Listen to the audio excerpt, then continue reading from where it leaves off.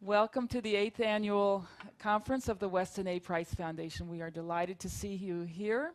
And the subject of our seminar today is Nourishing Traditional Diets, the Key to Vibrant Health. The burning question that we are asking ourselves and seeking the answer for: what is a healthy diet?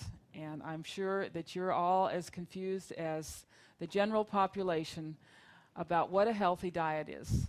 I think everyone has a fairly general idea that how we eat has something to do with how healthy we are. But there's so many conflicting claims about what constitutes a healthy diet. Is it the Atkins diet, based largely on animal foods? Is it a vegetarian or vegan diet that avoids animal foods? And then all of these other dietary schemes for which many claims are made: the zone diet, the macrobiotic diet, the South Beach diet. How can we make sense of all of these conflicting claims? Even Lisa Simpson, who's a very smart young lady, even Lisa Simpson is confused. And then, of course, we have the U.S. government official diet.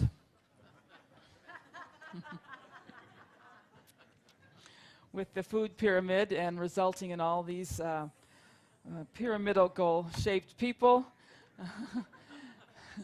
And believe me, the rationale for this diet is not to make you healthy.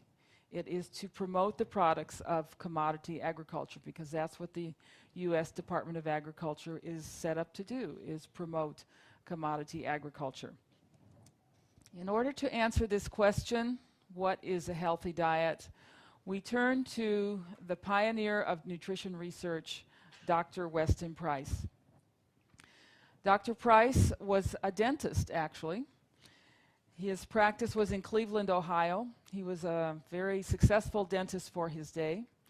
And he had a lot of patients who asked him, what is a healthy diet? How can I be healthier? And Dr. Price did not know the answer to this question. What he did know is that he was seeing increasing levels of disease among his patients. Dental caries, cavities, infection in the mouth, and also what he referred to as dental deformities. We have a different way of saying that. We say crooked teeth, crowded teeth. But he was seeing all sorts of problems in the development of the jaw and the teeth. And what he noticed and what he observed was that people who had poor dental health, people who had cavities, who had infection, people who had crowded and crooked teeth and overbites, generally had poor overall health. The teeth were a mirror to the rest of the body. And he was concerned because it seemed like the health of the American population was deteriorating and getting worse and worse, at least based on what he was seeing in his practice. Now, this was a time back in the 30s, and actually this was the early 20s when he started his practice, when the world was opening up. There were sections of the globe that had been discovered and isolated populations described and photographed. And one of the most common observations that Westerners had when they discovered these isolated people was what beautiful teeth they had. Even the first settlers to America described in their diaries the Native Americans as having teeth broad and straight and white as piano keys. And this intrigued Dr. Price very much because this is not what he was seeing in his practice. He was seeing decay. He was seeing blackened, crooked, unattractive teeth. Well, Dr. Price decided that he was going to see for himself whether these reports were true. And so he embarked on a series of investigations that took him 10 years to complete and took him to many isolated parts of the globe in order to answer two questions. The first question was it true? Was it true that isolated people living far from all the so-called benefits of civilization had excellent dental health? They did not suffer from cavities. They did not have dental deformities. And by inference, if they had good dental health, good overall health. The second question was, if he could find these healthy populations, what were they eating? What was a the type of diet that supported this kind of health. He was not interested in what unhealthy people were eating. He knew what unhealthy people were eating. He knew what his patients were eating. But he didn't know what to tell them to eat to be healthy. So that was the genius of Dr. Price. He asked the right questions, and then he very systematically went about answering those questions. The first place that Dr. Price went was an isolated valley in Switzerland. Switzerland at this time in the early 1930s had embarked on a road building project to connect all the villages and all the towns in Switzerland. But he found a few villages that were still not connected to the road. This particular village was in the Lowenschel Valley. This village was at the end of a valley surrounded by very steep mountain ranges. And the only access to this village was a footpath too narrow for a wheeled cart. That way he was assured that the foods that they were eating, they grew there in the village for themselves, with the exception of salt, which was carried in. They did not have salt. Now, when he came to a tribe or a village, the way he worked was he sat down with the elders and with the help of an interpreter, he explained his research. And when he had their permission, he then took every individual from the village, young and old, sick, no exceptions. He wasn't leaving out people deliberately. And he lined them all up, and then he very carefully looked in every single mouth and meticulously counted cavities. And that part of his research, he kept little notebooks. It was very precise and scientific. He also noted the presence of dental deformities. And this part of his research was published in peer-reviewed journals of his day. He also took general notes about the health of the population based on his observations. And then he made notes about the food. He described the foods that they were eating. And he took samples of the foods back to his laboratory in Cleveland and analyzed them for nutrient content. So this was the way that Dr. Price worked. It was actually a very scientific way of working to answer these two specific questions that he had. Well, you can imagine the amazement of the dentist from Cleveland, Ohio, coming to this isolated village in Switzerland and lining up, first of all the children. And he had to look in 3 mouths before he found even one tooth that had evidence of decay. So there was less than 1% tooth decay among the children in the Swiss village. And every child, every individual in the village had naturally straight teeth. No one needed braces. There were no dental deformities. He described the children's faces as broad. Their nostrils were broad, had very good facial construction. They were also very sturdy. They played barefooted in the freezing water of the running streams during weather in which he and his wife had to wear heavy overcoats. The Price Pottinger Nutrition Foundation has just released another photograph from Switzerland, and you can see how round the children's faces are. Very good facial development, allowing plenty of space in the jaw for the teeth to come in straight. By the way, the children did not brush their teeth. They didn't have toothpaste, they didn't have fluoride treatments. In fact, he very delicately described their teeth as being covered with green slime, but they were not decayed. He also, of course, looked at the adults, and he found the same situation in the adults. Virtually no tooth decay and no dental deformities, very straight teeth. The men in the village were known for their great strength. They routinely won the athletic contests held throughout Switzerland, and the women were known for their great beauty from this particular village. When he talked to the health officials in Switzerland, he learned from them that there had never been a case of tuberculosis in these few isolated Swiss villages. And this was a time when tuberculosis was a huge problem in the rest of Switzerland. It was the #1 killer, not only in Switzerland, but throughout Europe. But these people seem to be completely immune to tuberculosis. So here we are in the Swiss village, the first place that he visited, with his first question, could he find a healthy population? And he's answered this question with a yes. He's found a population with excellent dental health, from all he can determine, excellent overall health. So we go now to the next question. What were these people eating? The #1 source of calories in the Swiss village was the very food accused of causing tuberculosis in the rest of the world. It was raw milk. These people kept cattle and goats grazed on the lush green pasture beneath the melting glaciers. And the chief source of calories in the diet was raw milk, and then raw cheese, raw butter, and raw cream. And the other major source of calories was a special type of bread.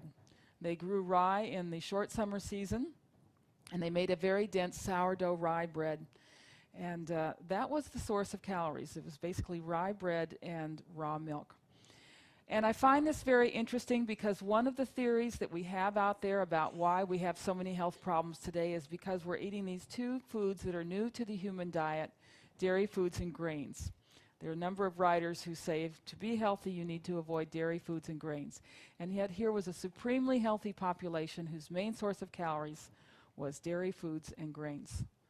But the dairy foods they were consuming were very different from the dairy foods that we buy today in the supermarket, and the grains were prepared in a much different way than we prepare our grains today. We'll talk about both of these later on in the seminar. They also did eat meat, usually once a week, usually veal. They ate the whole animal, including the organ meats. The bones were used to make soup. And they grew vegetables in their gardens during the summer and had a few vegetables in the warmer months. But basically, this was a diet based on dairy foods and grains. A typical lunch for the children going to school would be a very thick slice of the dense sourdough rye bread and an equally thick slice of the beautiful raw Swiss cheese. Every culture that he went to had one or more sacred foods. The sacred foods were considered very important for pregnant women, nursing mothers, and growing children. These cultures seem to recognize in a way that we have forgotten that nutrition is absolutely vital during that period when the baby is being formed and growing, when the body is being formed. You can't go back in later years and form a perfect body. And the very nutrient-dense food needs to be supplied during that growth period.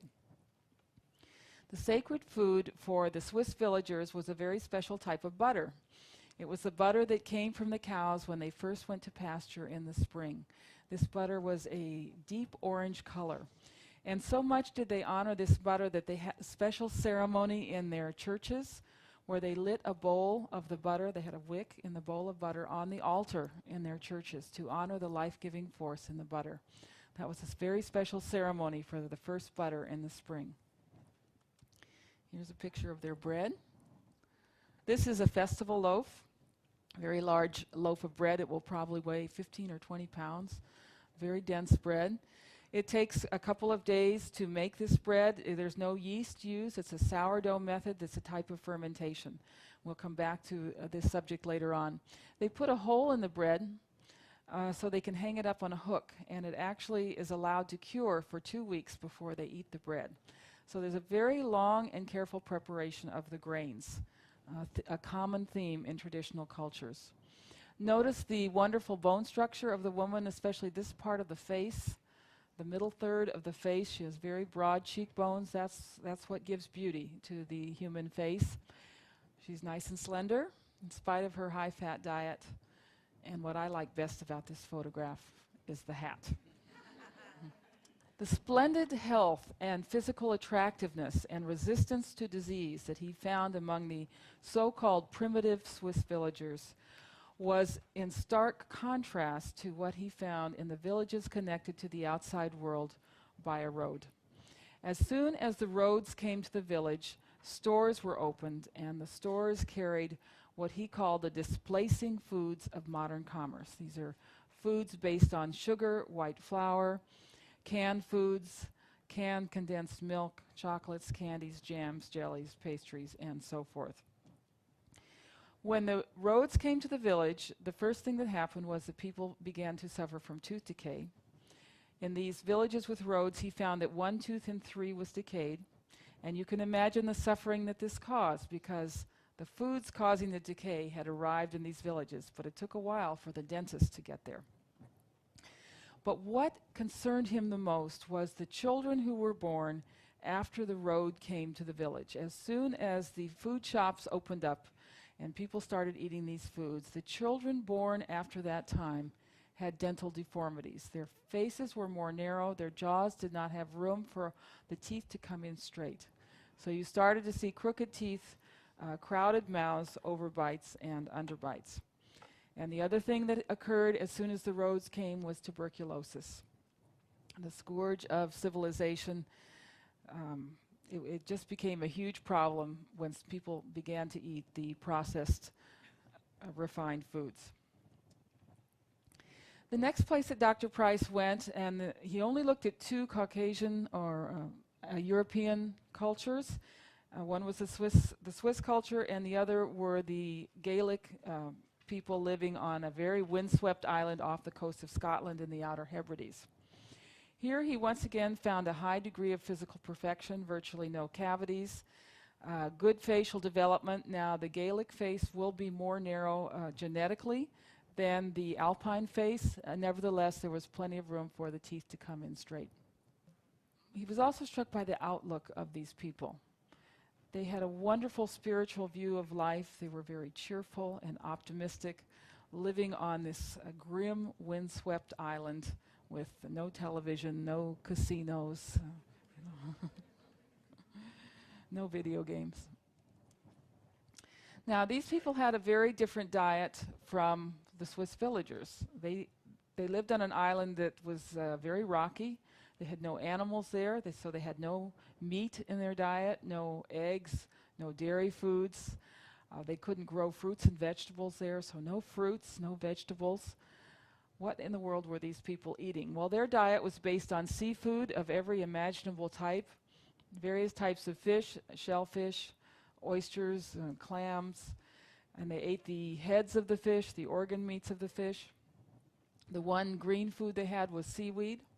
And they also were able to grow oats on the island, so they had porridge and oat cakes. So this was a diet based on seafood and oats. The sacred food, the food that growing children got every morning for breakfast so they'd grow up healthy and strong, was cod's head stuffed with oats and chopped cod's liver.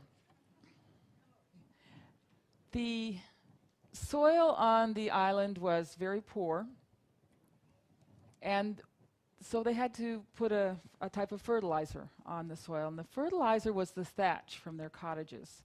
They lived in these cottages that had no chimneys, and during the winter the thatch would become black with the smoke, and they would re-thatch in the spring and take all of that blackened thatch and put it on the fields, and that was how they got a mature crop of oats. Dr. Price actually took some of the island soil home with him and planted oats in it. These are oats planted in the soil with no amendment.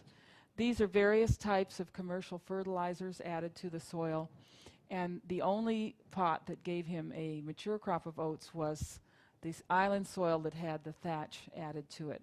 So they very much understood the principle of soil fertility and the need to add nutrients to the soil to get good growth there. Now, in some of the islands that Dr. Price went to where they had trading posts there and people were starting to eat food from the outside, tuberculosis became a huge problem. And the health workers told them that they were getting tuberculosis because they lived in these smoke-filled cottages all winter long. And these were very smoky cottages, breathing in this smoke all winter. So they had everyone put chimneys in. This did not solve the tuberculosis problem. They still had tuberculosis. But no one stopped to ask why these isolated islanders living in these smoke-filled cottages did not get tuberculosis. It was because their diets were so rich in nutrients that they were protected even from the stress of breathing in smoke all day long, all day and all night long. We'll come back to this subject of smoke because smoke is full of dioxins. And dioxins are not something that's new to the human environment. We have actually had more exposure to dioxins in the past when we used fires for warmth and to cook our food. And the body actually has a mechanism to deal with dioxins, which we'll talk about. Dr. Price then went to Alaska. He went out into the isolated villages away from the coastline so he could study the the Alaskans who were living as their ancestors lived. Here he found a very high degree of physical perfection, beautiful broad faces, naturally straight teeth, very strong, sturdy babies. He noted that the babies were curious, they were alert, and they never cried. This was an observation he made in these cultures. He did not hear crying babies in cultures where the people were well nourished. When babies cry, it means they're hungry. It means they're hungry for nutrients, that something in them is not being satisfied, is not being fed. He found virtually no cavities among these people. And in speaking to a doctor who'd lived with the Eskimos for 30 years, he learned that there had never been observed by this doctor a case of cancer, heart disease, tuberculosis, or any condition requiring an operation among those who ate their ancestral foods. Among the Eskimos who were eating the displacing foods of modern commerce, he found all of the diseases of the Western world. Here is another page from his book, Nutrition and Physical Degeneration. He calls these primitive Eskimos, and when he uses the word primitive, he's using it as a compliment. This is the amazing thing about Dr. Price. He was in awe of the wisdom that they exercised in choosing their foods, and he believed that we had a lot to learn from the traditional people. This was in sharp contrast to the attitude of most Westerners, who believed that we had nothing to learn from these people, that it was all one way. We were bringing civilization to all of these primitive places, and that we had nothing to learn from them. Dr. Price's view was just the opposite. He believed, and he wrote in his book, that if we do not learn from these people the secrets of how to have a healthy diet, we would actually die out as a civilization. Now, many of the Eskimos had worn down teeth or even missing teeth because they chewed on leather to make their clothes and encountered grit and grains of sand. But even the worn down teeth were not decayed. There was virtually no tooth decay among the primitive Eskimos, and as you can see, very good development of the face and the dental palate. The contrast with what he found in the villages where there were trading posts and food coming in was tragic. Tremendous tooth decay. You can imagine the suffering this caused, and this once very happy, optimistic people became prone to suicide. And the only reason given for suicide was the pain of tooth decay.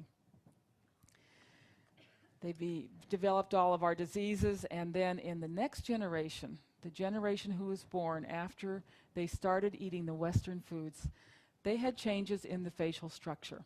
They had more narrow faces and dental deformities, overbites, underbites, and he noted that the children coming along with these dental deformities had more health problems.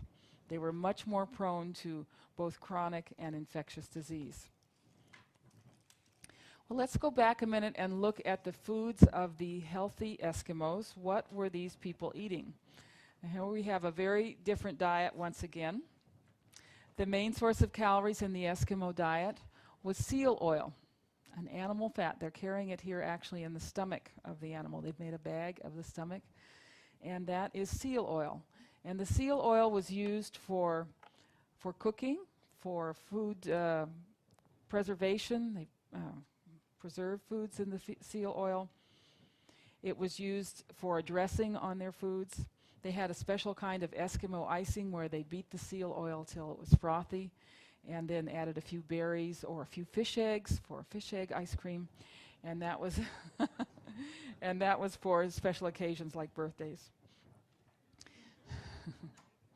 Naturally, the Eskimos ate a lot of fish, and many times the fish were prepared by a process of fermentation. They were actually thrown into a hole and allowed to ferment for maybe several weeks until it became soft and sort of like soft cheese, actually. And they also ate lots of game. They had one food combining rule, which was that they never ate lean meat. When they killed a marine animal or a land mammal, they first of all ate the fatty organ meats. They took all the lean meat and cut it in strips and dried it or smoked it, and they saved all of the fat from the animal. The inside fat, the cavity fat, the fat along the back, and that was rendered and saved, and when they ate the lean meat, they spread it with the fat. They even cut the liver into strips and dried and smoked the liver and spread the liver with the fat. So they never ate lean meat. This is a food combining rule that you find all over the world among so-called primitive peoples. Going back to the fish, again, the fermented fish. The reason that they ate fermented fish is that they noticed when they fed their dogs fresh fish, the dogs could not pull the sleds all day long. But if they fed fermented fish to the dogs had the stamina to pull the sleds all day long. So these people were very observant of what animals did, and they figured if this was good for the dogs, it was good for humans. And so they ate the fermented fish to give them strength and stamina. And we'll look into this later on today about why it is that fermented foods do give us so much strength and stamina. The sacred food among the Eskimos was salmon eggs. They had put the salmon eggs in the sun to dry so they would have them throughout the year. And when he asked them why they went to such trouble to preserve these salmon eggs, they said to him, "We need these salmon eggs to have healthy babies." So that was their sacred food. No fish was ever eaten without also eating the roe or the eggs in the fish. Dr. Price spent quite a bit of time with Native Americans. Now, these are not his photographs. These are some famous photographs of Native Americans. They were strikingly handsome people before they came in contact with the West, with beautiful facial structure. This is a Navajo. And the first people in the New World were in awe of the magnificent body structure of the Native Americans. The Indians in Texas, for example, were described as on average over 7 feet tall. They never wore clothes, not even in the cold weather. When the ice formed on the ponds, it was a lot of fun for them to get up in the morning and break the ice and go swimming in the ponds. You know, the Indians did not have horses before the white man came, and they hunted on foot. And so swift were they, and they had so much stamina that they were able to outrun deer and buffalo. They hunted on foot. What a change there has been with several generations of Western foods. These are photographs of Dr. Price taken in northern Canada. These were some isolated Native Americans. He found no tooth decay, no dental deformities, very good facial structure, no signs of any disease. And they lived mostly off game animals like the moose and the elk. And once again, they had this food combining rule. They never ate lean meat. They hunted animals during the season when they were the fattest, and they hunted the older animals because the older animals had more fat on them. The contrast between the modernized Native Americans was once again tragic. Those living on the reservation suffered from tremendous tooth decay, and then the next generation had the altered facial structure. Not enough room in the jaw for the teeth to come in straight. These are Seminole Indians in the Florida Everglades, and they were very shy, and it took them about 2 weeks to grant permission for the photographs. Dr. Price had to sit around and twiddle his thumbs for a couple of weeks while the elders debated this, and we're so glad that they did give permission, because you can see from these photographs what splendid, magnificent people they were. There was just nobility in every face in these Native Americans fed on traditional foods, traditional nutrient-dense foods. You can see the very good facial construction, naturally straight teeth in every member of the tribe, and no tooth decay. When you see facial structure like this, what you're seeing is the full expression of the genetic potential. We all have a blueprint for our bodies, and that blueprint is the genetics. And the genetics of every one of us is to have a strong, sturdy, and attractive body with naturally straight teeth. That is your genetic blueprint. Whether or not the body is built according to that blueprint depends on the building materials, and the building materials are the foods. So if you want to think that the genetics comes from the Creator, our health is actually a partnership with the Creator. The genetics are given to us But our job is to make sure that the growing child has the right building materials, the right types of foods. And the teeth tell the tale. When we see a person with the good bone structure and the well-formed jaw and straight teeth, that means that everything has been properly constructed in the body. It means that there'll be plenty of room in the head for the very important organs there, the pituitary, pineal, and hypothalamus. The hypothalamus, by the way, is the seat of impulse control. So there'll be a lot of willpower in people who have this good facial construction. Whereas if you see the crowded teeth, it's a sign that there's going to be some compromise in the head for all of these master glands. If the teeth are straight and well constructed, that means all of the muscles and tendons will be developed to their optimal potential. Whereas someone with crooked and crowded teeth will likely have poor development, poor posture, and will be easily injured. The native people had very keen eyesight and hearing. One of the first things that goes when we start eating processed foods is that keen eyesight and hearing, and suddenly everyone needs corrective lenses. You'll see the optimal function of all of the organs, the lungs, the kidneys, the liver, whereas there might be compromised function when you have the compromised dental development. People who are raised on nutrient-dense diets and have the good skeletal development tend to have an optimistic outlook on life. They learn easily, whereas once you start getting this compromise in the development of the body, the brain is an organ as well, and you start seeing things like depression, behavior problems, and learning disabilities. And finally, when you see that beautiful round face and the nice straight teeth, that means that the pelvic opening is round and childbirth is easy and painless. When you have the more narrow face, then the pelvic opening becomes oval or elliptical, and childbirth becomes painful and very difficult. Now let's compare our beautiful Seminole Indian princess here, brought up on traditional foods, which would include fish, game, reptiles, plenty of fat, of course, in the diet, lots of organ meats, with someone from her same tribe who was born after the parents changed their diet.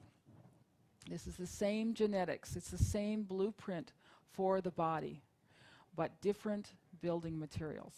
She has crowded teeth. That's a sign that there's going to be a compromise in the entire body and the way that it was built. And this is not a hereditary problem. The genetics have not changed here. This is a nutritional problem. This is a problem with the building materials. You don't have the strength of materials in this body to have the nice wide facial structure. Dr. Price then went to the South Seas. He made a point of going to islands where there was very little contact with the outside world. And this is my favorite page from his book, Nutrition and Physical Degeneration. Look at these beautiful smiles. You know, Dr. Price is accused of being unscientific, of, he's outdated. Well, we've learned a lot since then, and it's not healthy to eat the kind of diet that he recommends. And we hear a lot of things like that about Dr. Price. But when you look at these pictures, you realize that we don't see this type of facial structure anymore. He's captured something very valuable for us, what healthy people look like. And these are teenage boys. I want to point out, our teenage boys don't look like this, do they? They don't look this happy and optimistic. These are women from the island. He noted that all the men look like brothers and all the women look like sisters, even if they were not related. That cuts down on the jealousy factor in these cultures. And this beautiful lady here is 90 years old. When you have that excellent facial structure and the good diet throughout life, you age very gracefully. We will never know the average lifespan of these people because records were not kept. And certainly there was a lot of trauma in their life. Their lives were dangerous. People were injured and died in that way. But nevertheless, there were plenty of elderly people who had very important roles in these societies. So what's this diet like? What is the diet of the South Seas like? And it's a much more interesting diet. We're in the tropics now. There's plenty of fruits and vegetables in the diet, lots of plant foods. There's coconut, which is actually a type of fruit, a very oily fruit. They had the taro root, so they had a lot of carbohydrates in the diet that we haven't seen before. Interestingly enough, the taro root was prepared by fermentation. They dug a hole and threw in the taro roots and let them ferment for 2 weeks, just like the bread was allowed to be cured for 2 weeks. Nevertheless, the basis of the diet was animal foods, especially foods from the sea. We see the octopus, the crab, shellfish, any type of fish. Shark was a very important food in the diet. And when they had caught a fish or shellfish, they ate the whole animal. They ate the eggs, they ate the organ meats. There's a kind of yellow goop inside that crab, which is extremely nutritious. That was eaten. Then they took the shell and ground up the shell and added it to some other foods for calcium. They had pigs on the island. The pigs were roasted in underground ovens, and they ate the whole animal, including the organ meats, the skin, the bones, and the fat. And this young man with his wonderful facial structure is having a snack, which he did not get from a vending machine. He's eating a delicious fatty sea worm. The sacred food among these islanders was the shark liver. They went to considerable risk to catch the shark. They didn't need shark, they had plenty of food. But they went on these very dangerous shark hunting expeditions because to get these nutrient-dense parts of the shark. The men ate the male organs of the shark, and the women ate the female organs of the shark. So you also find in many of these cultures there's specific foods for men and women. These islands where they were on their traditional foods were like a paradise. We've had many writers talk about this. Herman Melville went and lived among these islanders. Gauguin went back and lived among the islanders. The people were cheerful and pleasant and beautiful. When they switched to the Western diet, this is what happened. The tremendous tooth decay, and then in the next generation, the altered facial structure, the narrowing of the face. And the other thing that's disappeared is that beautiful, optimistic smile. This is what modern young people look like today. Very often they have an expression on their face as if they feel like they've been cheated. They might not be able to put it into words, but there's a sense that they've been had. And they have been cheated. They've been cheated of their birthright of physical perfection, which is the birthright of every human being born onto this planet. Whether that birthright is achieved is the duty and the responsibility of the people who've come before them. These photographs were taken in a tuberculosis ward in Hawaii. Every single child in the ward had dental deformities. Now, the dental deformities were not the cause of their tuberculosis. The same conditions that prevented the optimal expression of their genetics also made them very susceptible to these diseases. Dr. Price went to Australia. Very high degree of physical perfection, very keen eyesight and hearing, very strong, limber people living on traditional foods. This was a fascinating diet with lots of variety. They had legumes and grains which were prepared with great care. Usually the legumes and grains were put in baskets in running water for 2 weeks before they were then roasted and prepared into food. The basis of the diet was animal foods, birds, fish, sea mammals, kangaroo, game animals, and they also valued an insect called the witchetty grub, which was about 6 inches long and very full of fat. Once again, they were looking for the fat in their animal foods. These are Aboriginal women. They've never been to the dentist. They've never used a toothbrush, and yet their teeth are so perfect. They look like false teeth. And you can see the contrast between an Aboriginal woman on traditional foods and those who've gone into the towns and started eating the so-called civilized diet. The tooth decay, and then the next generation, the altered facial structure. Dr. Price referred to this as the underdevelopment of the middle third of the face. This is the first part of the body that's affected by the change in diet. Dr. Price went to Africa. He went into the interior of Africa and to places where few white men had been before, and he could not get over what he found in Africa. In Africa, he found 7 tribes with 100 or more people in every tribe, and not a single cavity. Over 700 individuals and no cavities. He found no dental deformities, no signs of any disease, including the diseases that we associate with Africa. As long as they were on their traditional diet, they were completely immune to the ravages of the displacing diet of modern commerce. Now, his African experience allowed him to compare 3 diets practiced by the same racial group. The first were the herders, the people who kept cattle and goats. They had a diet that was almost exclusively animal food. Their diet consisted of milk, meat, and blood. It was a very high-fat diet. The warriors drank up to 1.5 gallons of raw milk, usually fermented raw milk every day, and that gave them the equivalent of 3 sticks of butter a day, 3/4 of a pound of butter per day. These people were very slender and had no signs of heart disease and very low cholesterol. The second group were the hunter-gatherers. They did not keep animals, but they hunted and fished. They also ate a variety of plant foods, and they had a sacred food, which was liver, which was eaten both raw and cooked. The third group were the agriculturalists. They did not keep animals, they did not hunt, but they grew corn, beans, and squash. They were not vegans, however, because about 10% of their diet was insects, especially termites. It was a very important food in their diet. So when he compared these 3 groups, the first 2, the ones with a lot of animal foods in the diet, had no cavities.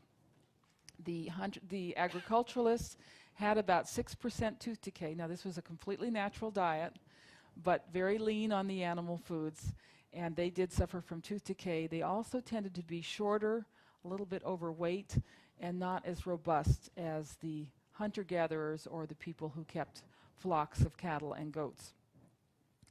Comparing the first 2 groups, as I said, neither of these groups suffered from tooth decay, but the group that had the mixed diet, the hunter-gatherers who had both animal and plant foods, they were not as tall, but they were much stronger and had better proportions.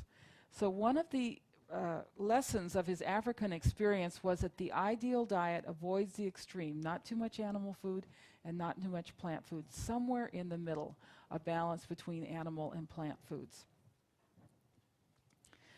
Here's a Maasai warrior. These are the milk-drinking people. They tended to be very tall and slender. But no matter which diet they started out on, none of these groups was immune to the ravages of these displacing foods. When they came in contact with the West and started imitating the white man and eating his foods, this is what happened. Tremendous tooth decay. The difference is that they didn't have dentists. We have dentists to repair the damage. We have doctors to repair the damage. And we want to be very grateful for these miracles of modern dentistry and modern medicine. But there's only so much that the dentists and the doctors can repair. And we've actually come to the point in our civilization, especially with this next generation, where there's just not much that the medical profession can do. And then the next generation, he saw this same pattern in every race that he studied, everywhere in the world that he went. The children born to parents who had begun eating Western foods had the change in facial structure, the narrowing of the face, the underdevelopment of the middle third of the face, and they were much more susceptible to the modern diseases. This photograph perfectly illustrates the difference between a face that's constructed with good building materials. This is good facial development. You can see there's a very broad, strong palate. This part of the face is very well developed. Whereas this face is a typical modern face. There's not as much strength in the cheekbones and the dental palate, so it has to be more narrow. It almost looks as though this face is hanging from the skull. And that's adaptation that the body makes. In order to survive, the body just becomes constructed more narrowly when the building materials are not good. So here we can see this difference in these dental casts made by Dr. Price. This is the cast of a primitive person, and this is a modern adult. Here you see in the front view.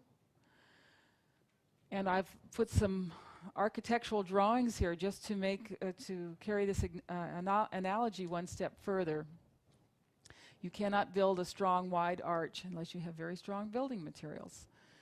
So what you see here is beauty, strength, and order.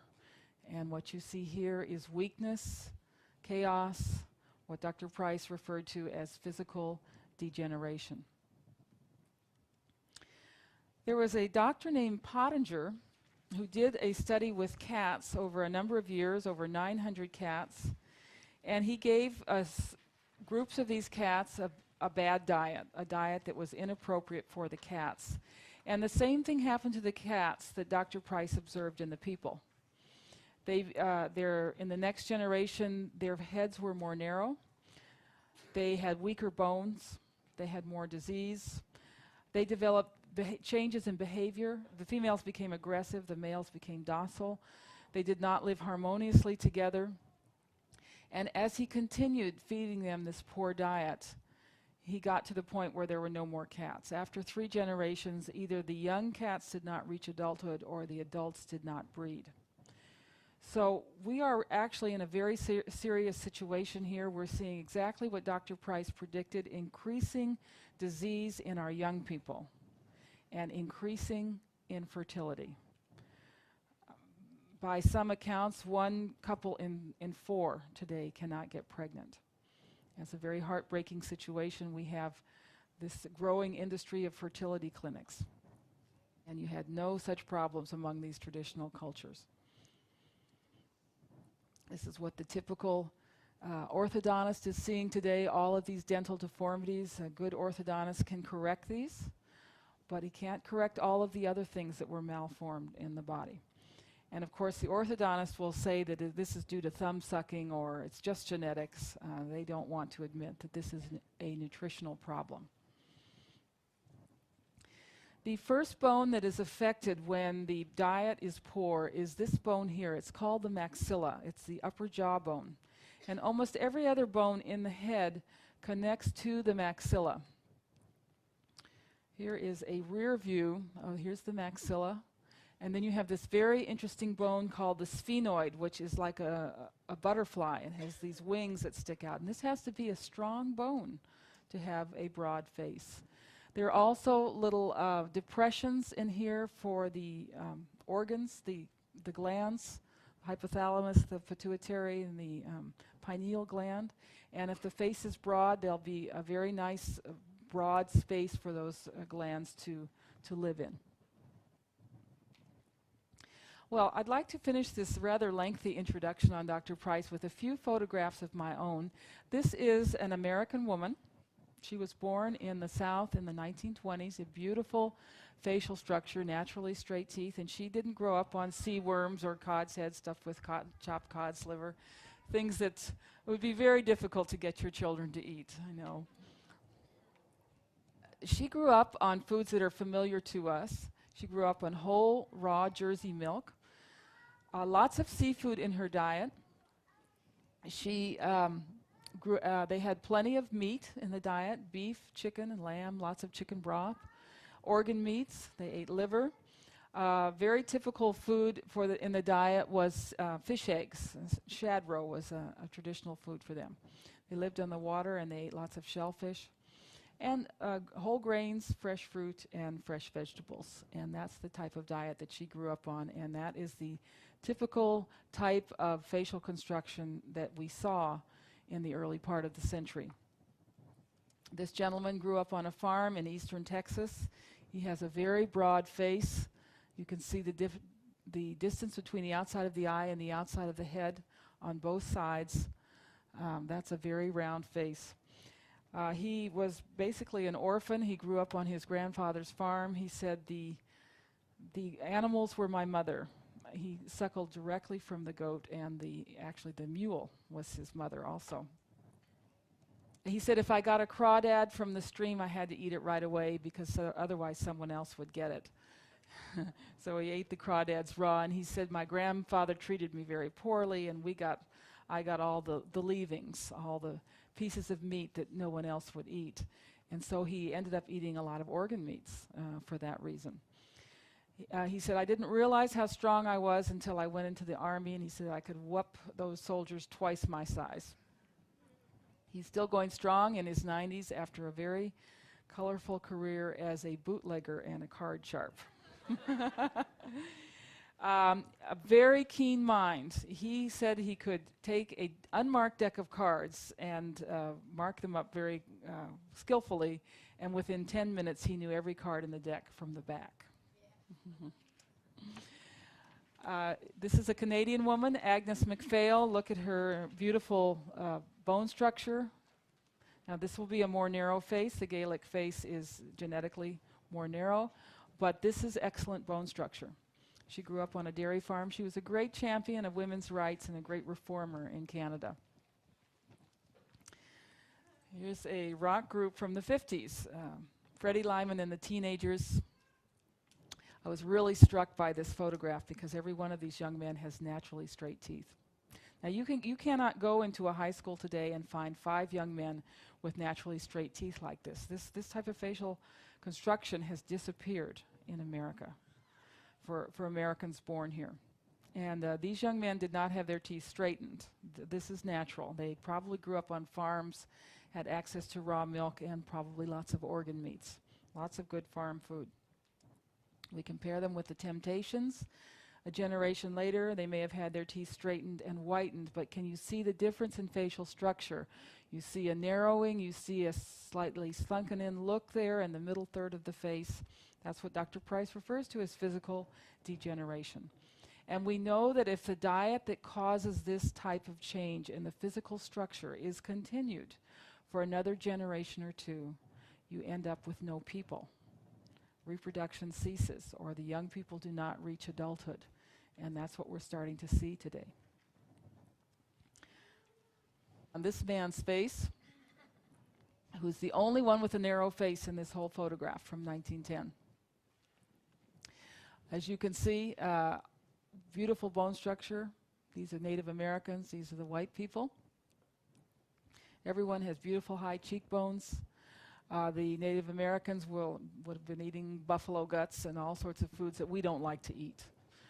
But the Americans, the white Americans, would be eating raw milk, raw dairy products, lots of organ meats, liver, and so forth. Nothing was wasted in those days. Now, if you took that picture today, even if it was a photograph of athletes, you would see the opposite. You'd see 1 or 2 with the good facial structure. That would be the exception to the rule, and everyone else with the compromised facial development. Here's a famous person, Elvis Presley. Look at the father's face. What a beautiful broad face he has, and the mother also. Now, Elvis was very handsome, but you can see that there's a narrowing of the face there. And I think some of that sense of loss is reflected in his music, actually, and that's why it was so popular. Not only did he have a beautiful voice, but there's a sense of loss reflected in what he was singing. This is normal facial development in these South American children from a poor village. We would call them deprived, and yet they're supremely blessed with their birthright of physical perfection. They'll be eating insects, maybe some raw goat milk. Nothing is wasted when they butcher an animal, so they eat the organ meats. Contrasted with what we're seeing in our children today, with each generation you get the more serious changes in the facial structure. Narrow faces, they almost all need braces to straighten their teeth, and they're plagued with allergies, asthma, learning disabilities, behavior problems, autism, even diseases that we associated with adults, such as cancer and arthritis. The narrow face has become so commonplace that we're seeing it in the fashion magazines today. If this is where you ended up And it's certainly where I ended up. I needed braces, and I had lots of health problems as a young woman. I have a much more narrow face than my parents, who both have naturally straight teeth. Don't despair, because the dietary principles that we're going to present to you today can give you good health, even if you're living in a bungalow instead of a palace. And that's what I consider I'm living in. The good news is that this trend is reversible. If pregnant women know how to eat, if they know how to feed their developing children, we can reverse this trend. This beautiful young woman was born to a mother who had a facial, narrow face and crowded and crooked teeth. She had some health problems as a young woman. But when she was a teenager, by chance, she started to eat lots of liver. She often went out with her friends, and she said she couldn't afford the more expensive things on the menu, so she ended up eating liver 2 or 3 times a week. She also, at that time, moved to a place where she had access to raw milk, raw Guernsey milk. And the result was this beautiful daughter with naturally straight teeth. My own story is very similar. When I was in college, I went off to France to learn to speak French, and when I was in France, I discovered a food that I had never tasted before, and that food was liver pâté. And my first taste of liver pâté, it was like my body saying, "At last! At last you found what you've been needing." And I actually made quite a pig of myself in France and ate liver pâté morning, noon, and night. But and tried to find it when I came home because I loved it so much. And I was blessed, my first child. This was long before I learned about these principles, just by chance. She has naturally straight teeth and didn't have the health problems that I had as a young woman. So the situation is reversible, and here are some of our beautiful Weston A. Price babies. We're thrilled to see so many young people here today because you're the ones, the young women of childbearing age, you're the ones we're depending on to make these changes so that the next generation can carry the torch for us and get back to work in making this a perfect planet. Dr. Price said, individual beauty is a matter of both design of the face and regularity and perfection of the teeth.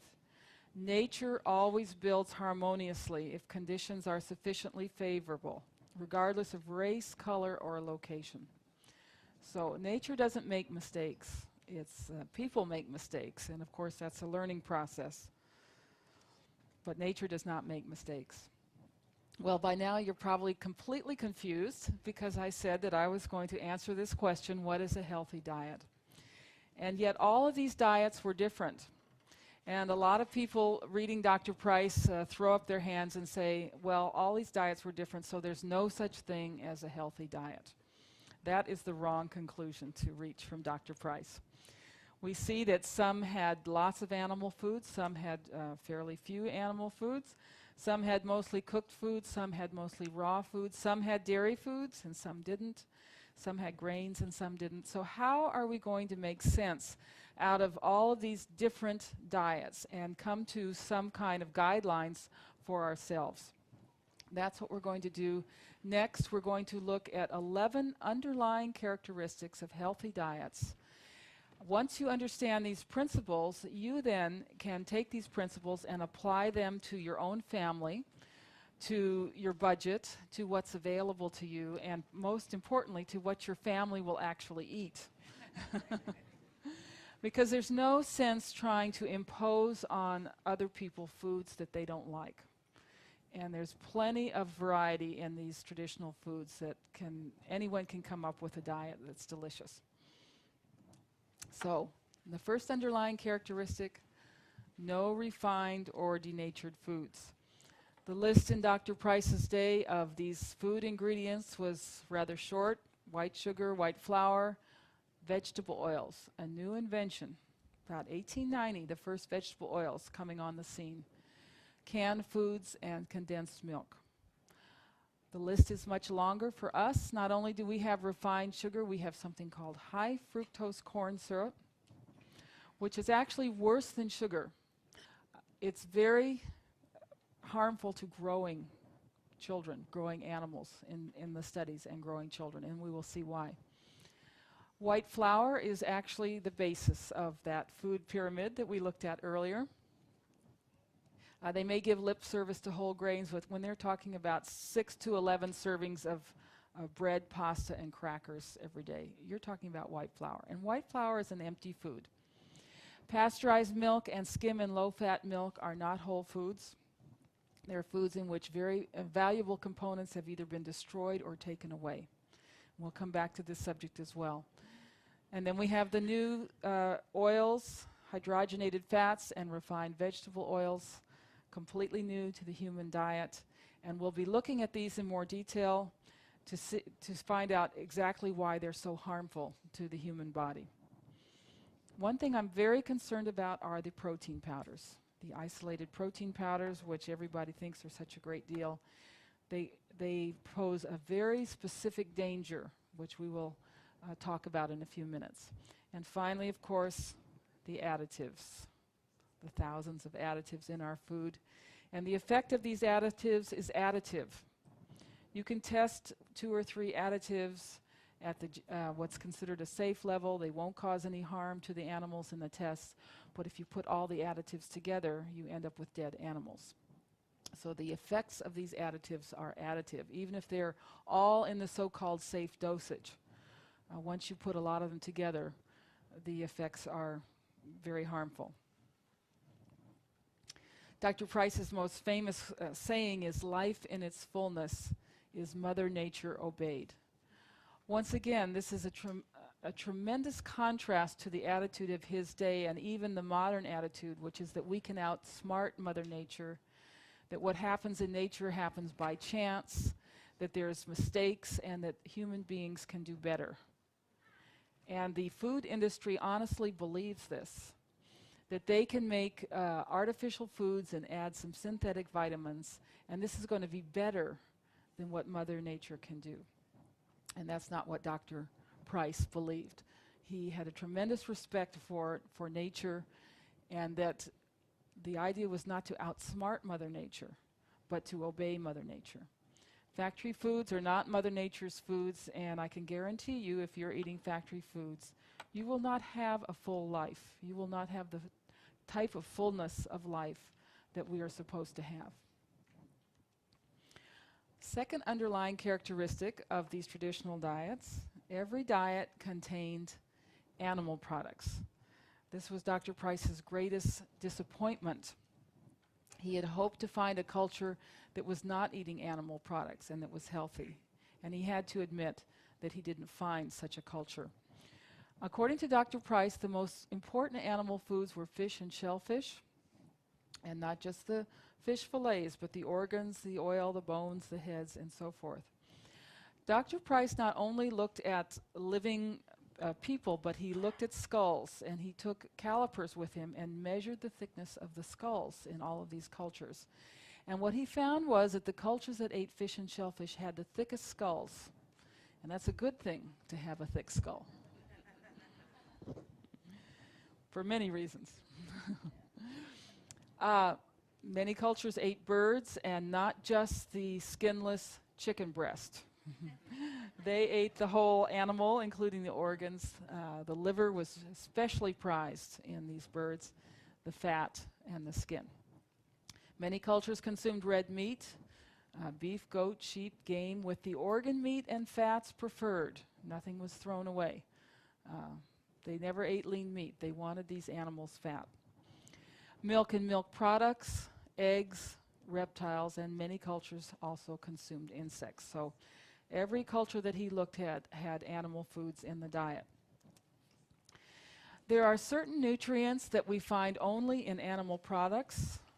Chief among them are the nutrients that we find in the fats of the animals, vitamin A and D. We'll talk in depth about vitamins A and D shortly. Cholesterol is a nutrient for growing children. Growing children cannot make all the cholesterol they need, and they need a lot of cholesterol in their diets to form the brain and also to form the second brain. What's the second brain? The stomach and the intestinal tract. These require a lot of cholesterol to be formed properly. This is why we're seeing learning disabilities and digestive disorders go hand in hand, because both of these parts of the body need a lot of cholesterol to be formed properly. Vitamin B12 is an extremely important vitamin, and we get it only from animal products. And certain types of fats, or what we call fatty acids, arachidonic acid, EPA, and DHA, very important for neurological development. We only get those from the animal foods.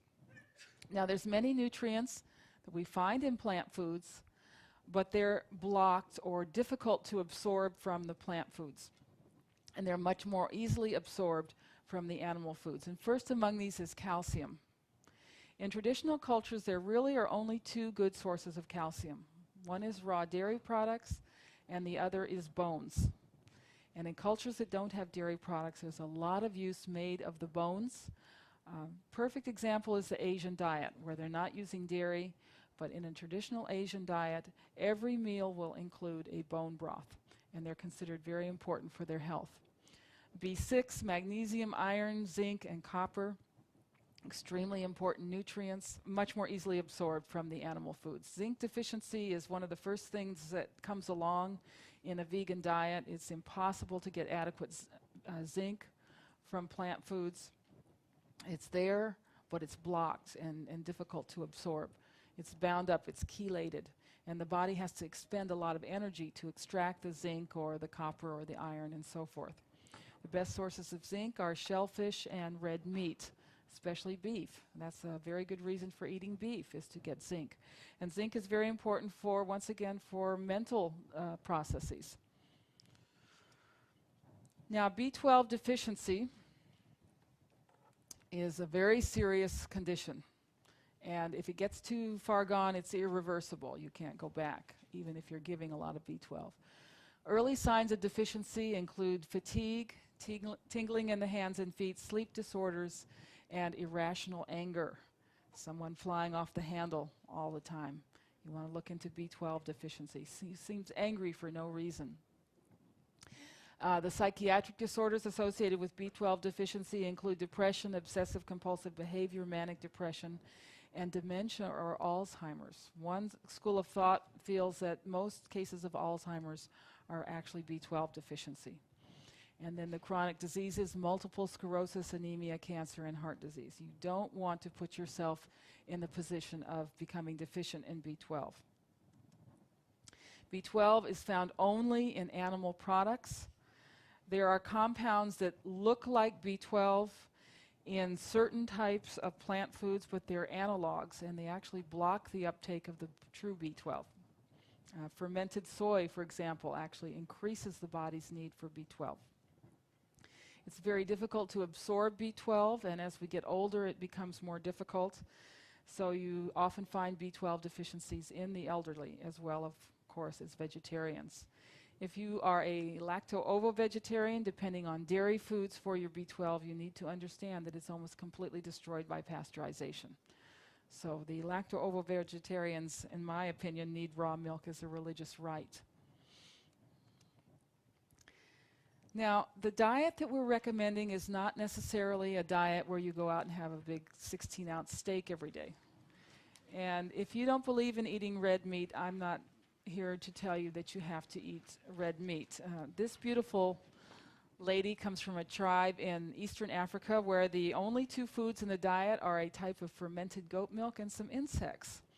So if you want to be a vegetarian and you can get some raw milk and insects, that's fine. And if you can't get insects, eggs contain many of the nutrients that insects contain. So some people, some ethnic backgrounds will do fine on a lacto-ovo-vegetarian diet of very good quality, raw dairy and eggs. But if your ancestors come from seacoast regions or from cultures that ate a lot of organ meats, you may not do very well on the lacto-ovo-vegetarian diet.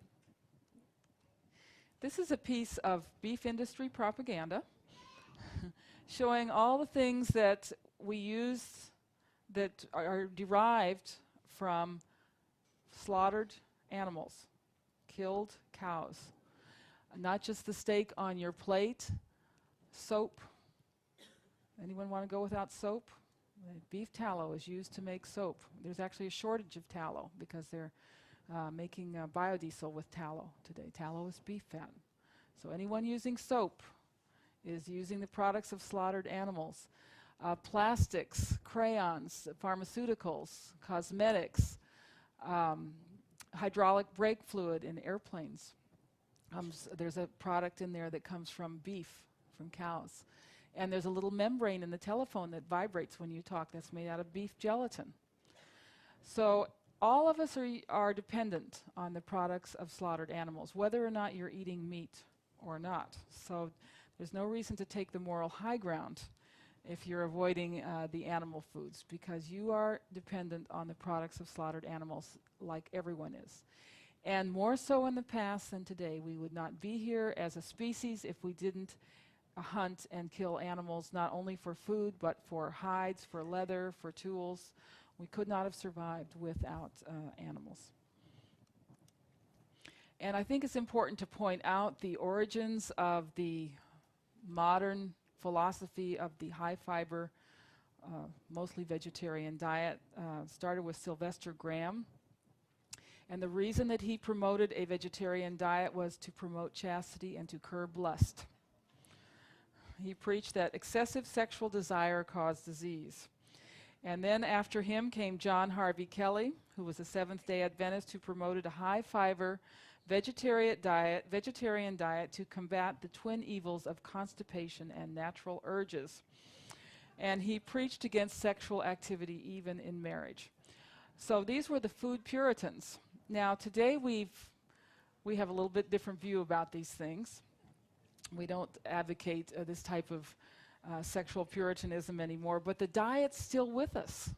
The puritanical diet, we're still following. We've sort of forgotten why it was promoted in the first place. All right, this is the most important slide that I'm going to show you today, and this is the crux of Dr. Price's findings, and the part that most people miss when they are talking about his work. And it has to do with nutrient density. Dr. Price took these foods home to his laboratory and analyzed them for nutrient content, and he found that these traditional diets were extremely high in calcium and all of the minerals. This is where soil fertility comes in. This is why we pay a lot of attention to farming techniques at the Weston A. Price Foundation, because if the minerals aren't in the soil, they're not going to be in their food. And this is also why seafood is important, because we know we're getting all the minerals in the seafood. But this is the really important part here, the fat-soluble vitamins. Very, very high. At least 10 times more of these fat-soluble vitamins in the traditional diet than the American diet of his day, and probably an even worse ratio today. When Dr. Price was talking about the fat-soluble vitamins, he's talking about vitamins A and D. And here's where we get these vitamins. First of all, we get them in seafoods, certain types of seafoods especially. We get them in fish eggs, very rich in A and D, fish livers, and fish liver oil, like cod liver oil. Think of the shark liver and the cod's liver in the Gaelic people.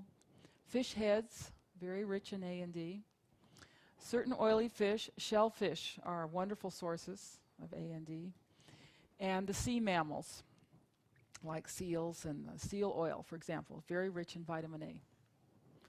So these are the seafoods that give us A and D. And then the land animals, certain insects, butter and cream, egg yolks, liver and organ meats, and animal fat, especially in certain types of animals, if these animals are on pasture. If they're eating green grass, they'll be good sources of vitamin A. If they're out in the sunlight, they'll be good sources of vitamin D. Now, is there anything that strikes you as odd about these lists of food? These were the sources of vitamin A and D. They were sacred foods among these cultures. They were foods that they sought out, often at very great risk. These are the foods we've been told not to eat. These are the foods that have been demonized. our government has figured out a way to make you afraid of every one of these foods. Butter and cream, full of saturated fat. Eggs and liver, full of cholesterol. You don't want to eat those things. And liver is full of poisons. And you certainly don't want to eat animal fats. And the latest victim is the seafood.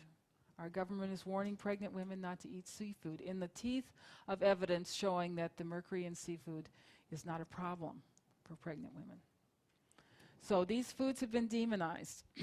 And these are the high cholesterol, high fat foods that we should be eating, that we need to eat to be healthy. And I do want to point out that many of them were sacred foods: the butter, the fish eggs, the livers, the organ meats. Egg yolks are a sacred food in China. A woman who's pregnant and nursing in China, if she can afford it, eats up to 10 eggs a day.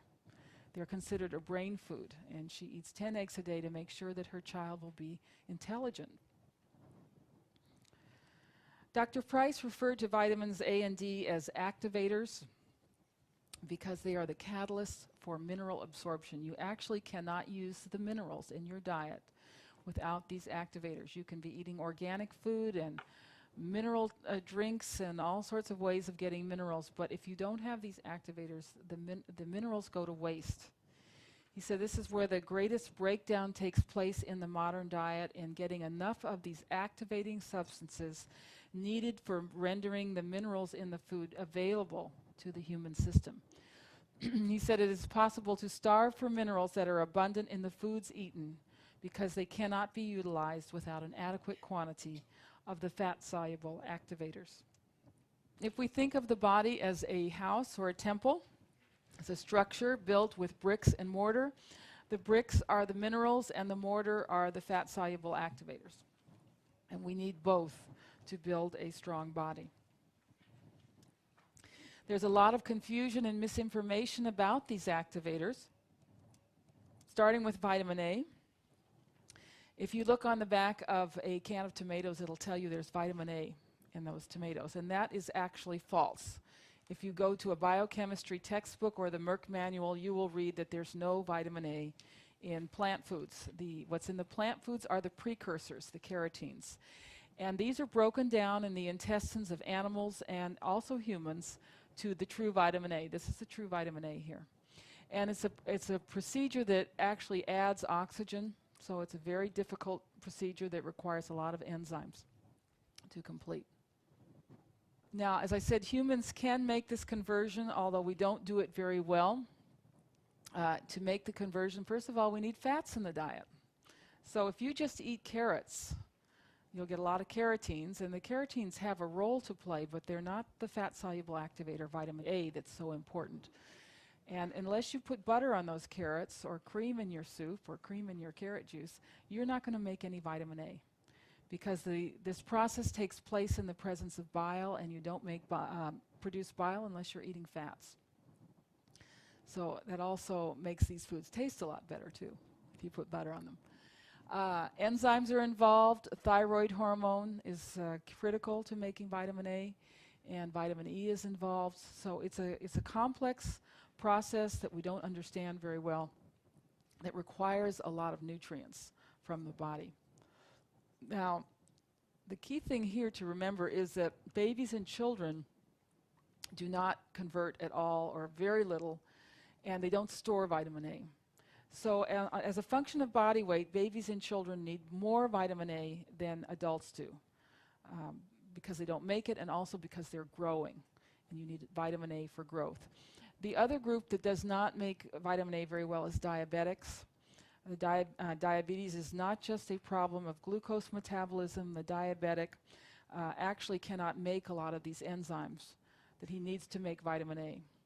And what kind of diet do we put our diabetics on in this country? A low-fat diet. It is an absolute disaster for diabetics. It's a recipe for problems. The diabetic needs lots of vitamin A. They need a high-fat diet to regulate their blood sugar. And we actually have a diabetic in our family who's got type 1 diabetes. He's been on insulin for many years, but he's been completely able to avoid the problems that we associate with diabetes by taking cod liver oil and getting plenty of vitamin A in the diet. He said no retina problems, no kidney problems, and no healing problems. So I really think a lot of these problems are just problems of vitamin A deficiency. Many other conditions will interfere with the production of vitamin A, poor thyroid and liver function, if you have poor intestinal absorption, high intake of nitrites and nitrates, pesticides.